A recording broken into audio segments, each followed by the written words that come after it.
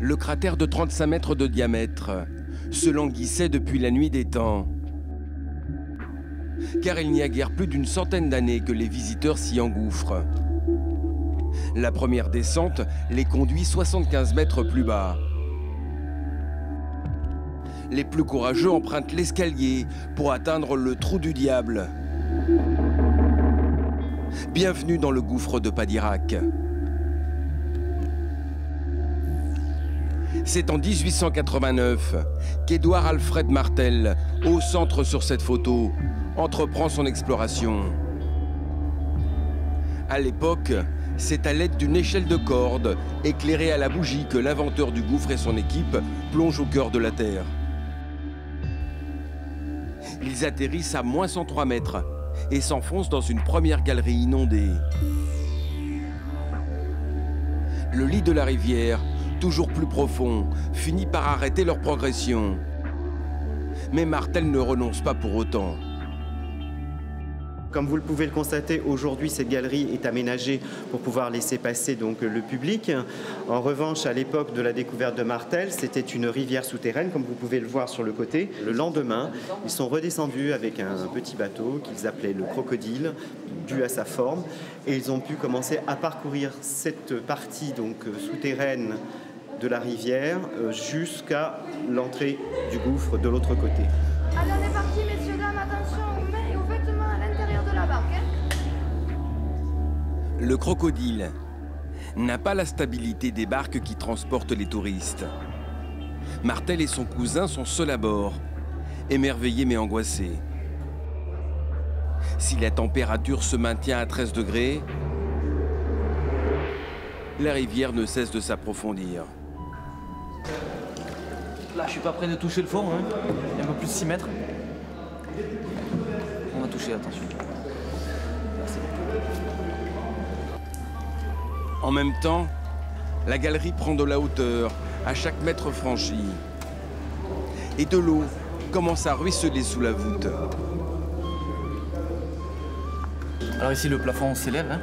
C'est-à-dire que la voûte devient de plus en plus fine. Elle va pouvoir laisser passer les eaux d'infiltration. Donc la pluie qui passe au travers de la terre et qui arrive jusqu'à nous. Et ça va nous changer complètement le décor. Là, c'est la première salle de Padirac, que l'on a appelée bien évidemment le lac de la pluie. Ce passage révèle toute la magie de Padirac. Quand ils entrent pour la première fois dans la galerie de la pluie, nos explorateurs croient tout simplement rêver.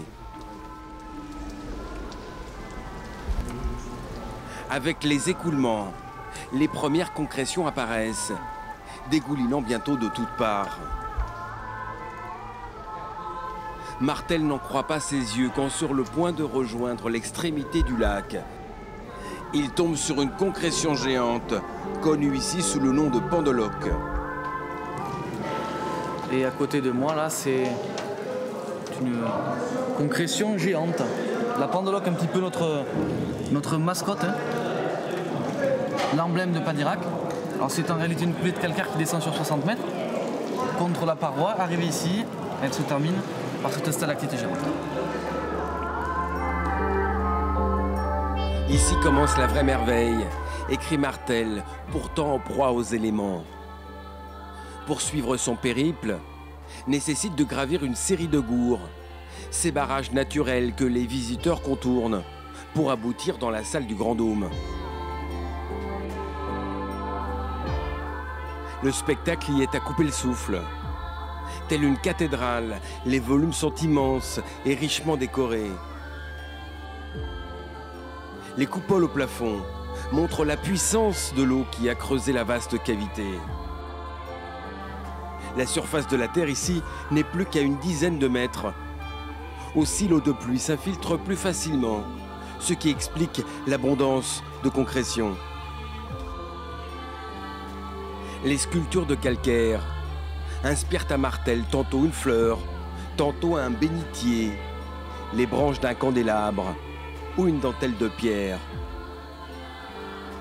Sous le dôme s'étend le lac supérieur, percé d'une drôle de statue baptisée Pile d'Assiette. Les gouttes tombent de si haut à cet endroit, où la voûte culmine à 63 mètres, qu'en éclatant, le calcaire se dépose sur une surface large comme une assiette. Messieurs, dames, je vous propose de découvrir le buste de monsieur Édouard Alfred Martel.